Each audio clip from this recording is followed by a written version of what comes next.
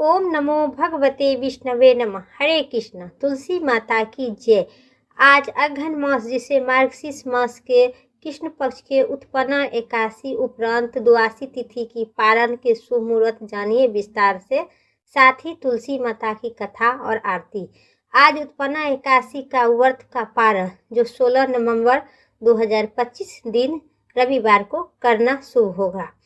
एकादशी तिथि का पारण हमेशा द्वादशी तिथि के ही दिन किया जाता है और द्वादशी तिथि जो 16 नवंबर को है। उत्पन्ना एकादशी का पारण 16 नवंबर 2025 दिन रविवार को दोपहर 1:10 से लेकर दोपहर 3:18 के बीच करेंगे तो शुभ होगा। उत्पन्ना एकादशी के व्रत के पारण का विधि जानिए विस्तार से। द्वादशी तिथि के पारण के नियम को पालन करना शुभ होती है, जैसे कि तुलसी पत्र और गंगाजल से आप मुख में रख के फिर पारण करें। पारण से पहले आप ब्राह्मणों को भोजन करवाएं, फिर स्वयं दान दक्षिणा देकर ब्राह्मण के प्रणाम करें, फिर आप तुलसी और गंगाजल से पारण करें। पारण के दिन उत्पन्ना एकादशी के पारण हमेशा शुभ मुहूर्त में ही करना चाहिए। ऐसा कहा जाता है कि यदि आप व्रत करते हैं तो उनका पारण भी जरूर करें, अन्यथा व्रत का फल नहीं मिलता है। हमेशा साफ तन और मन ही में व्रत का पारण करें। आपको बता दें कि विशेष ध्यान रखनी चाहिए कि पारण वाले दिन स्नान और शुभ मुहूर्त के बाद ही मुख में कुछ रखना चाहिए, अन्यथा जल भी ग्रहण नहीं करना चाहिए। पूजा के बाद ही आप ब्राह्मण को भोजन करवाए, जरूरतमंद को भोजन करवाए और उनका दान दक्षिणा देकर नियम के पालन करते हुए आप पारण खुद करें। पारण द्वादशी तिथि के दिन सोना नहीं चाहिए व्रत करने वाले लोगों को, और द्वादशी के दिन चावल न ग्रहण करें, तुलसी न तोड़े।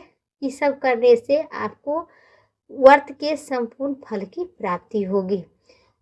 एक बार और बता दें कि आज 16 नवंबर दिन रविवार को ही उत्पन्ना एकादशी उपरांत द्वादशी के पारण है। अब सुनिए तुलसी माता की जय। तुलसी माता की कथा विस्तार से। एक ब्राह्मण था, वह प्रतिदिन मंदिर जाया करता था। वह प्रतिदिन तुलसी माता की पूजा भी करता था। वह तुलसी माता ने प्रतिदिन प्रार्थना करता था कि हे तुलसी महारानी, मेरे सुख समृद्धि और आनंद करना। तुलसी माता ने सोचे कि ब्राह्मण तो बहुत सीधा साधा और गरीब है और प्रतिदिन मेरी पूजा भी करता है, मैं इसके कुछ न कुछ करना चाहती हूँ। तो तुलसी महारानी ने एक कन्या का रूप बनकर बैठे गए और उस ब्राह्मण से बोले कि ब्राह्मण, मैं भी आपके घर रहना चाहती हूँ। ब्राह्मण ने सोचा कि 6 बेटियां तो मेरे पहले से ही है और 7वां लड़की का मैं कैसे पालन पोषण करूंगा, लड़की की शादी कैसे करवाऊंगा, मेरे पास तो कुछ भी ऐसा नहीं है। वह विचार कर और सोचने लगा, बहुत परेशान रहने लगा। उनके तो खाना पीना भी बहुत ही दुखी था और उनकी बहुत दुख था। उनकी औरत ने देख रहा था कि क्या बात है, आजकल ब्राह्मण बहुत दुखी रहने लगे। तो इस पर ब्राह्मण बोला कि मैं मंदिर जाती हूँ, वहाँ पर एक छोटी सी सुंदर ही कन्या बैठी रहती है और वह कहती है कि आपके घर मैं जाऊंगी और रहूंगी।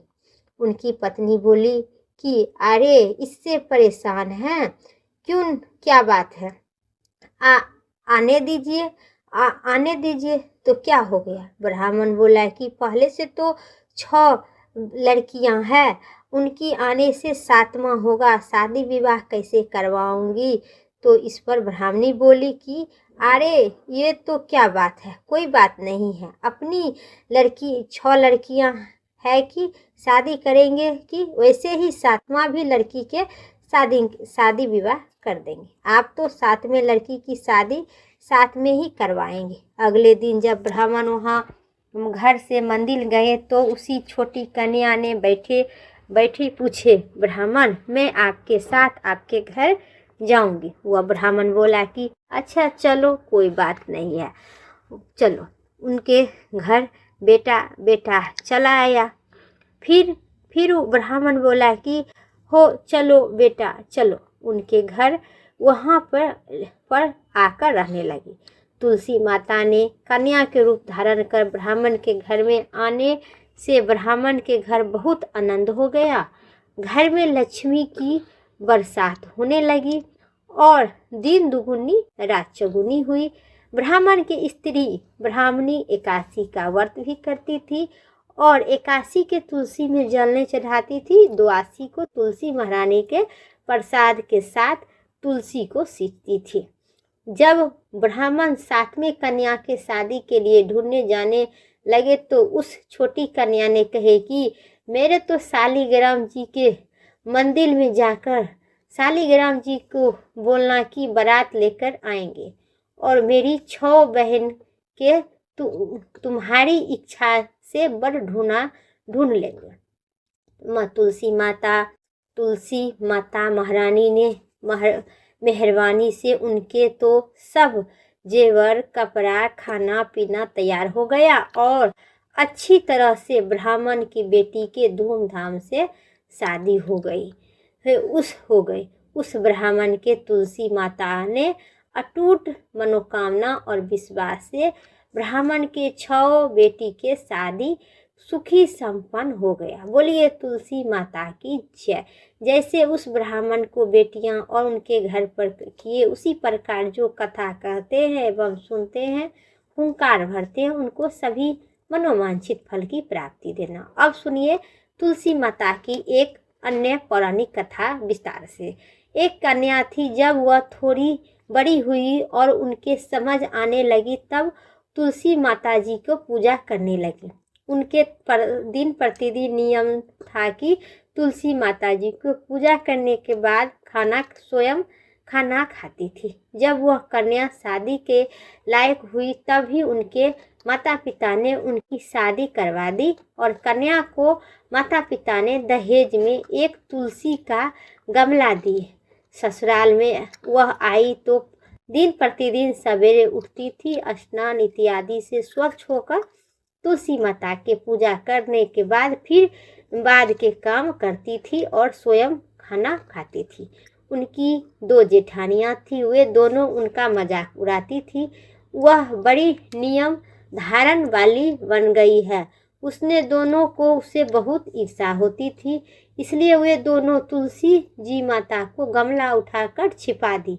देवरानी जेठानी ने वह कन्या बड़ी ही मुश्किल से गमला ढूंढकर लाई और अच्छे से पूजा की और फिर खाना स्वयं को भोजन की। वह गमला ढूंढ ले आई। एक दिन तो उनकी जेठानी ने क्या कर दी, गमला उठाकर दूर फेंक दिए।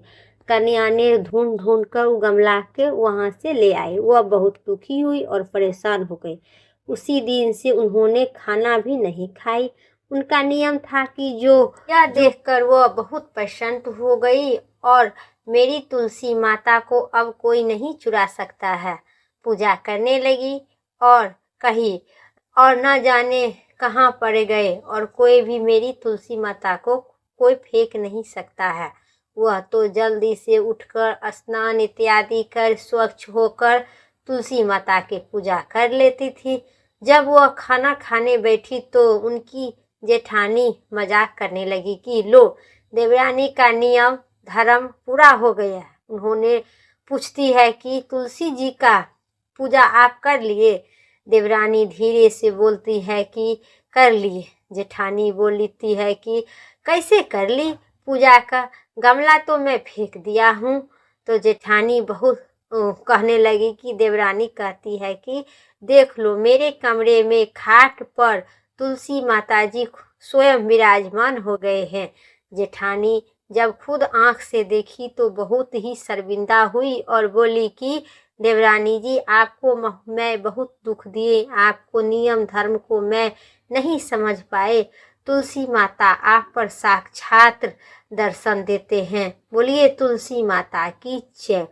हे तुलसी माता, जिस प्रकार जेठानी ने देवरानी साथ किए उसी प्रकार किसी को नहीं करना चाहिए।